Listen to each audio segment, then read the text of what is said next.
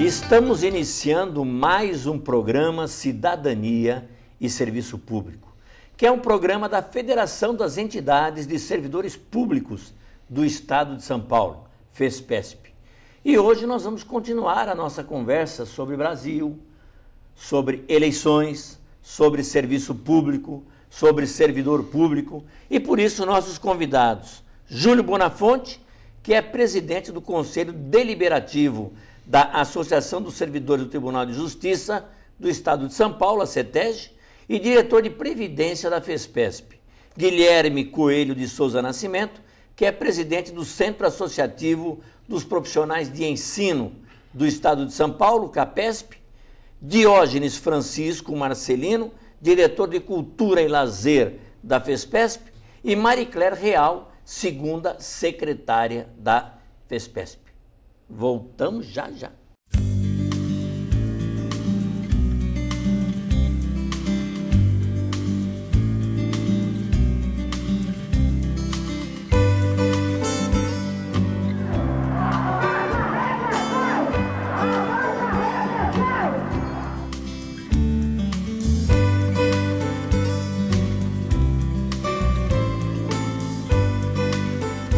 Estamos pedindo aquilo que nos é de direito.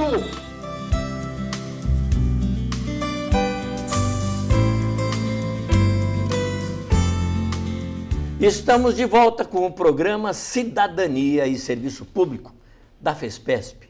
Numa conversa aqui com Júlio Bonafonte, Guilherme Coelho de Souza Nascimento, Diógenes Francisco Marcelino e Maricler Real. Bom, a nossa primeira conversa é o seguinte.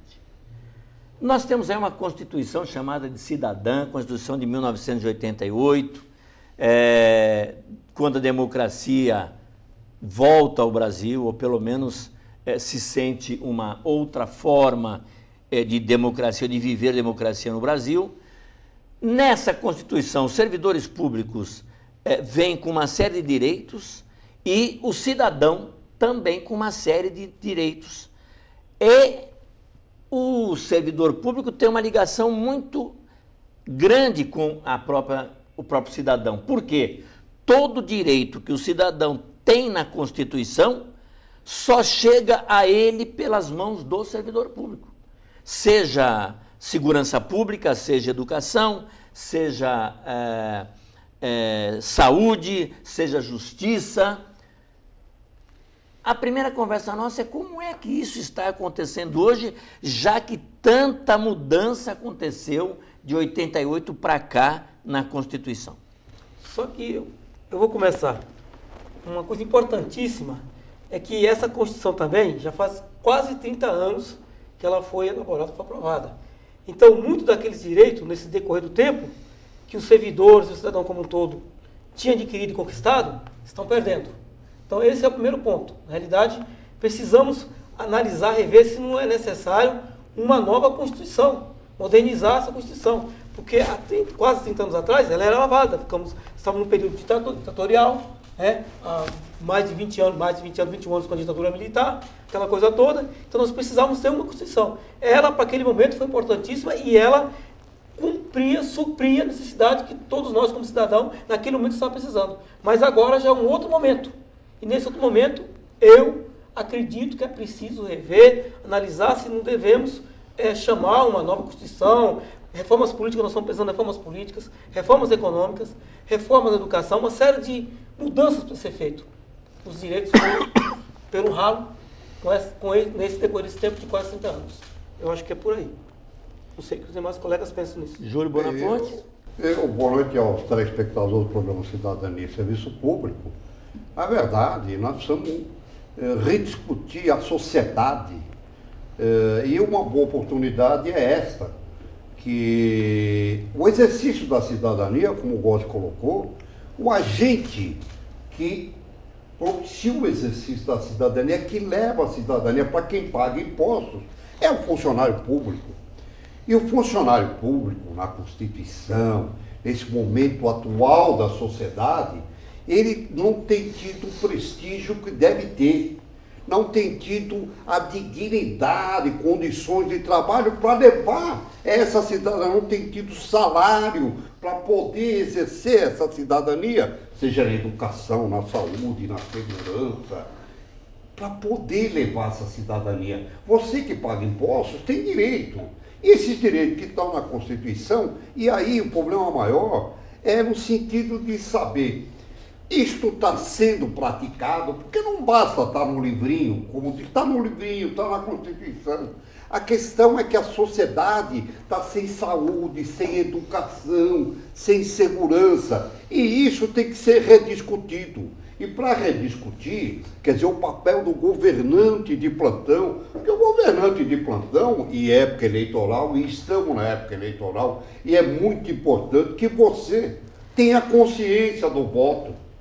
Porque nós não podemos votar naquele que vai deixar de praticar a cidadania, que vai deixar de trabalhar para que você obtenha esses direitos, obtenha toda a educação, saúde, segurança. Porque promessa, nós já estamos cheios de promessas. Então, é muito importante, eu acho que nesse momento, uma conscientização do voto, quer dizer, para quê? Para que a gente possa discutir o papel da sociedade, dos governantes, tem que mudar. Até agora não tem sido bom, ao contrário, tem sido muito ruim.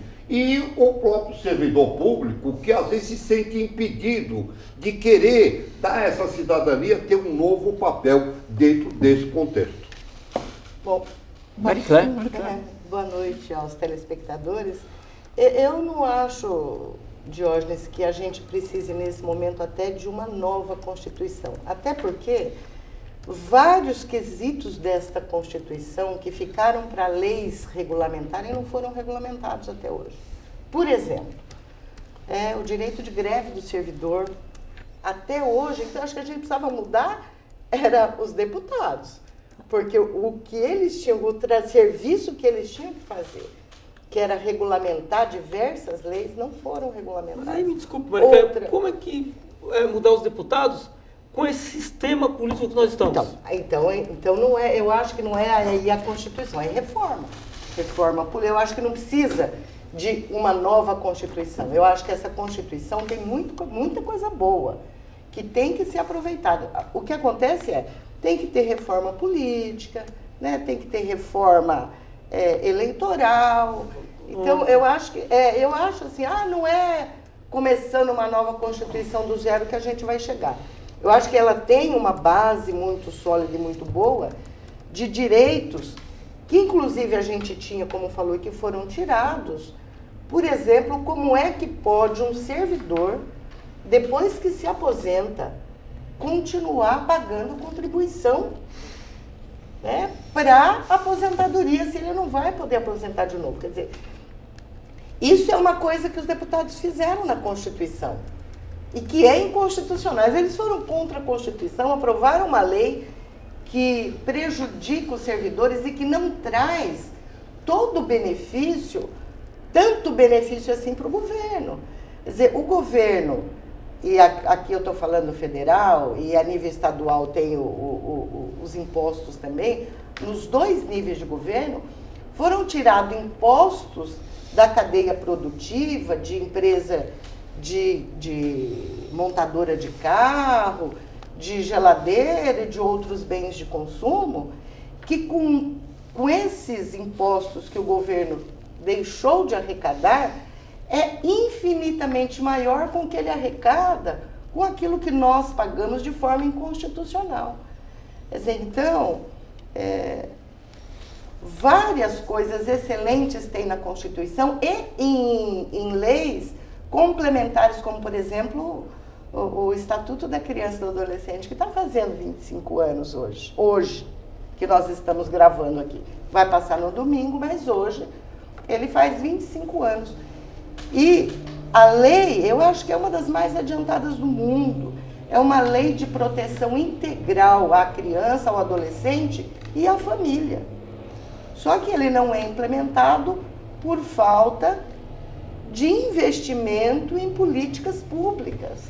Quer dizer, então lá fala que você tem que colocar a criança na creche para dar condições da mãe trabalhar, o pai tem que ter um emprego em que ele garanta o sustento da família, em que essa criança tem direito de uma assistência médica, que esse pai, se for alcoolista, tem direito a um tratamento, que essa criança tem direito de ficar com uma família substituta enquanto essa é reestruturada, e a hora que você vai atender essa família, você não tem as políticas públicas para fazer.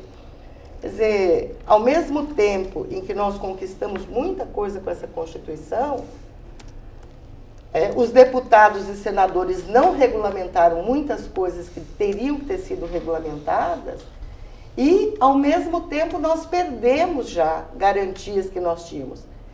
E para nós que não temos fundo de garantia, não temos vários outros benefícios, a gente ainda não corre um risco grande de perder esses direitos, mas se a gente não abrir o olho, a gente também perde férias remuneradas. Já estamos perdendo direitos há muito tempo. Remunerado, exato. Já estamos perdendo direitos há muitos anos.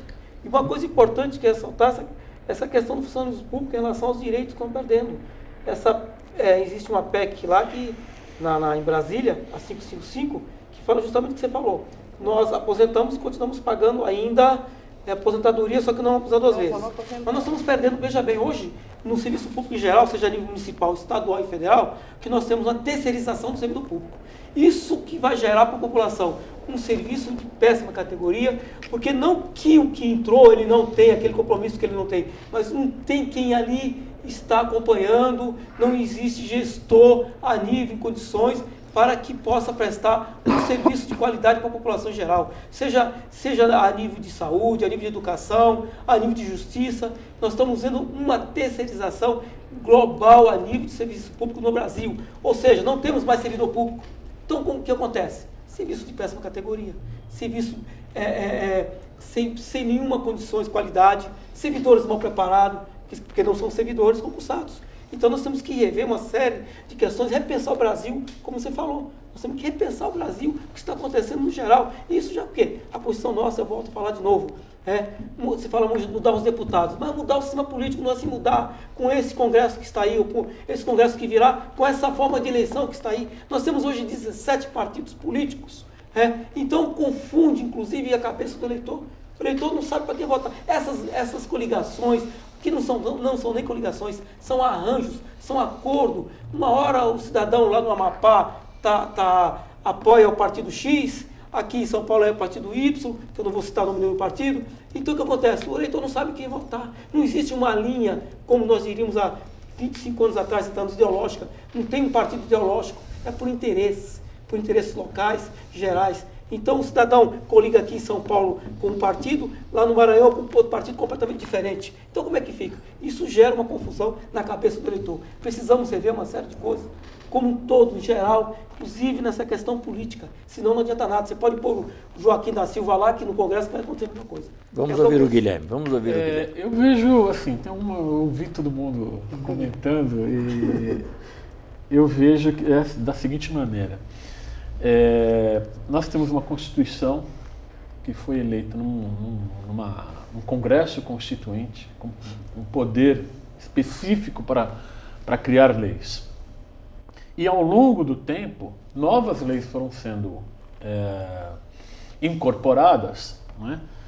E que infelizmente alguns se negam a cumprir.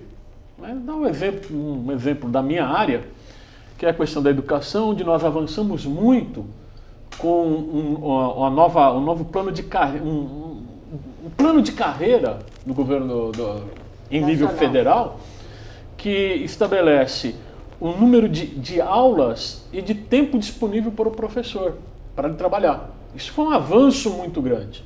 Um piso salarial, né, que é baixo, mas em termos nacionais, não em termos de uma cidade ou de um estado, mas em termos nacionais. Isso foi um avanço significativo. E estabelecendo uma regra de quantas horas o professor vai trabalhar em sala de aula e fora. E que foi um grande avanço. No entanto, alguns governantes se negam a cumprir a lei. Isso é evidente no estado de São Paulo. Usa-se de artifício para driblar a lei. Então eu vejo da seguinte maneira: tem coisas muito boas na Constituição, Tem coisas, avanços muito significativos. Tivemos recentemente, também na área da educação, um grande avanço, que é os 10% do PIB para ser investido na educação, que isso é algo que pouquíssimos países fazem no mundo. Então, um país com a dimensão como o Brasil, prever que ao longo do tempo chegará a 10% do PIB, um PIB grande, como nós temos no Brasil, que é uma das maiores economias do mundo, então nós não estamos falando de pouca coisa, é um grande avanço. Precisamos, é lógico, continuar olhando, fiscalizando e cobrando daqueles que, quando pegam uma lei, não cumprem. Reformas, eu também acho, Diógenes, eu acho que, por exemplo, uma reforma política, né, eu acho que é essencial para o país. Uma reforma política, sim, pensar financiamento de campanha é importante, porque nós, servidores públicos, é que vemos como é que isso funciona, quem trabalha na justiça eleitoral. Então, financiamento de campanha é um tema que tem que ser discutido com a população, mas concordo também com a Maricléia, eu acho que não é para tudo, eu acho que pode ser pontual. Né? Você ter uma reforma e fazer uma discussão pontual. Não sei se chega a um ponto de uma... Eu não sei se o termo jurídico é esse, o Júlio Bonafonte pode me corrigir, de uma constituinte por tema, não sei se isso existe. Né? Mas assim, a reforma onde você não precisa dos 2/3 para fazer a mudança. Né? Na maioria simples você faz. Eu não sei se existe essa saída jurídica. Veja, o telespectador, ele tem nos escutado há anos falando esse mesmo discurso. Uhum. Para que ele não diga, olha, isto é repetitivo, não tem nada de novo. Ele gostaria de saber o seguinte: o que se propõe de novo para a gente mudar? Porque o diagnóstico é este, sem dúvida nenhuma. E esse diagnóstico, você mesmo disse. Veja bem, Constituição de 88, nós já estamos em 2014. Exatamente. 26 anos passados. Não se cumpre a lei, não se cumpre a Constituição, que é o que você está dizendo. E aí, nós temos um problema de poderes. Nós não temos 3 poderes no Brasil. Nós temos um único poder, o executivo, aquele que tem a chave do cofre. Eu mando e você obedece. Um legislativo que é um apeço, que não existe, que é governado por medidas. Um judiciário que também agora está apenso, não existe como poder, que não vai fazer cumprir essa Constituição. Ainda que a gente faça uma reforma tributária, uma reforma eleitoral, vamos estar fazendo novas reformas, vamos estar inchando a Constituição, mas para ele, cidadão, ele diz: o que vai mudar, o que vai melhorar para mim? Eu vou ter mais educação, meu filho na escola, vou ter mais segurança, vou poder... Quer dizer, é isso que a população, há um ano atrás, foi à rua dizer, que é o que eu acho. Tenho dito que até escrevi uma coluna Acorda, reação, precisa acordar para reagir. Porque essa reação é que o povo está esperando. Porque o problema, se for cumprir tudo que está na Constituição, e isso é um direito, e direito não se pede, se exige, é o exercício da cidadania. Mas a questão maior, e aí, o Rose, eu gostaria de colocar para vocês, o que nós podemos contribuir para mudar esse estado de coisa, para daqui 10 anos, veja bem, eu estou falando 10 anos, eu não quero que você... Evidente que não consegue mudar de um dia para outro, mas daqui 10 anos, será que nós vamos ter uma educação melhor? Será que nós vamos ter uma saúde melhor, uma segurança? O que nós, servidores públicos, podemos contribuir para que isso possa mudar? Esse é o grande papel do servidor público. Eu vejo assim, não existe receita mágica. Não existe um toque de mágica, alguém vai pegar uma carta... Aliás, nós vivemos de salvador de pátria. Resolve-se o problema.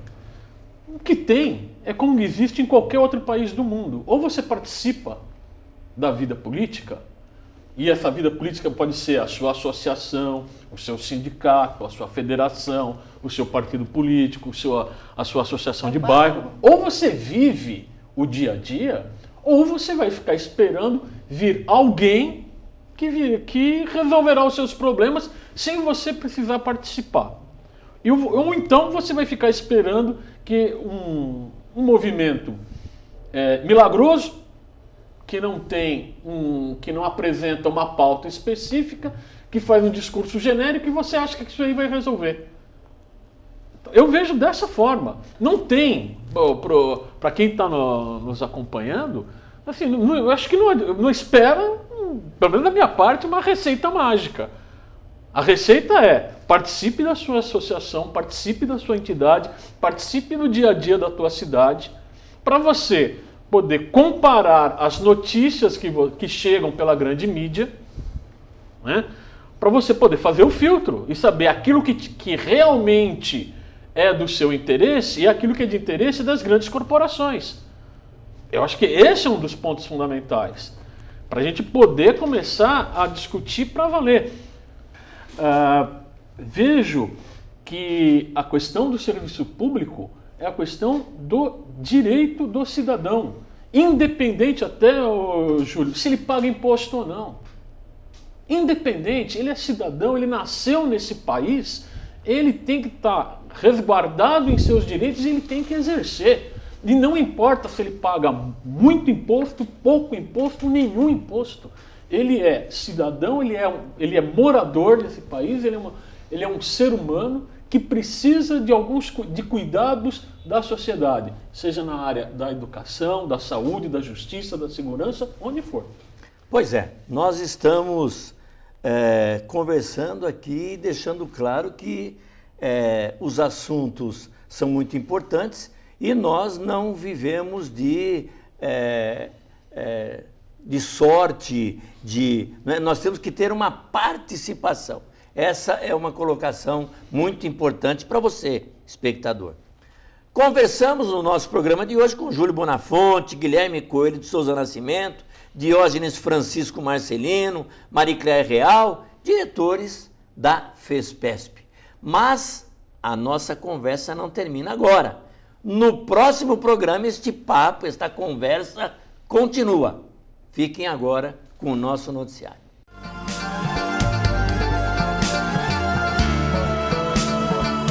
E agora as principais notícias que interessam a você, servidor público. Seguindo o planejamento das obras do Hospital do Servidor Público Estadual, o HSPE, o Instituto de Assistência Médica ao Servidor Público Estadual, IANSP, credenciou mais 4 entidades hospitalares para atendimento de urgência e emergência. Com isso, os usuários do IANSP passam a contar com assistência também na Santa Casa de Santo Amaro, no Hospital IGESP, no bairro da Bela Vista, e hospitais São Bernardo e São José, ambos na região do ABC. O novo pronto-socorro do HSPE já está em pleno funcionamento desde o mês de maio e realiza cerca de 20 mil atendimentos por mês. As obras no Hospital do Servidor vão até meados de junho de 2015. O IANSP, a autarquia vinculada à Secretaria de Gestão Pública, tem hoje uma das maiores redes de atendimento em saúde para funcionários públicos de todo o país. Além do hospital, na capital paulista, possui 17 postos de atendimento próprios no interior, que são os CEAMAS, os Centros de Atendimento Médico e Ambulatorial do IANSP, e disponibiliza assistência em mais de 100 hospitais e 140 laboratórios de análises clínicas e de imagem credenciados pela instituição, atendendo a 1.300.000 pessoas em todo o estado de São Paulo. A Secretaria de Estado da Fazenda migrou parte de seus serviços para a internet e criou uma base integrada na qual contribuintes, fornecedores, contabilistas e escritórios de advocacia do Estado de São Paulo podem agilizar o atendimento e reduzir a burocracia. Nos sites é possível encaminhar solicitações, acessar guias de recolhimento, acompanhar processos sem a necessidade de deslocamento às unidades da Fazenda. Tal estrutura garantiu agilidade aos processos de acompanhamento online dos trâmites fiscais. O pacote de operações online disponíveis na Fazenda permite, a partir da residência ou escritório, solicitar créditos de ICMS, imprimir documentos de arrecadação e realizar consultas tributárias. Os fornecedores podem consultar pagamentos efetuados, além de disputar encomendas de produtos e serviços contratados pelo Estado por meio de pregão e leilão eletrônicos. Para mais informações, você deve acessar o Guia do Usuário, que traz todas as informações dos serviços prestados pela Secretaria de Estado da Fazenda. Nesta página, o contribuinte encontra a descrição do serviço, os meios e canais disponíveis para solicitação, além dos locais de atendimento presencial, caso sejam necessários, e os endereços eletrônicos, modelos de requerimento e também documentos que devem ser apresentados. Acesse o site www.fazenda.sp.gov.br/guia. Uma informação que interessa a você, cidadão, sem dúvida nenhuma, e que mostra o processo de desburocratização que a gente sempre combate. Cidadania e serviço público há 15 anos no ar, sempre em defesa de você, cidadão, de você, servidor. Para entrar em contato conosco, você liga no 11 3104 3836. Manda suas mensagens para o nosso e-mail fespesp@fespesp.org. Visita o nosso site na internet no www.fespesp.org e agora você também pode nos acompanhar nas redes sociais. Estamos no Twitter, basta procurar por Fespesp. Também temos uma fanpage no Facebook, www.facebook.com/fed.fespesp, e agora você também pode acompanhar todos os programas, além de acompanhar online todos os domingos às 9 da noite no site da TV Aberta e também arquivado no nosso site, no nosso canal do YouTube. Basta você procurar por Federação Fespesp no YouTube e aí você vai ver todos os nossos programas quantas vezes quiser, aonde você quiser, da forma que você quiser. Uma boa semana a todos e até o próximo programa.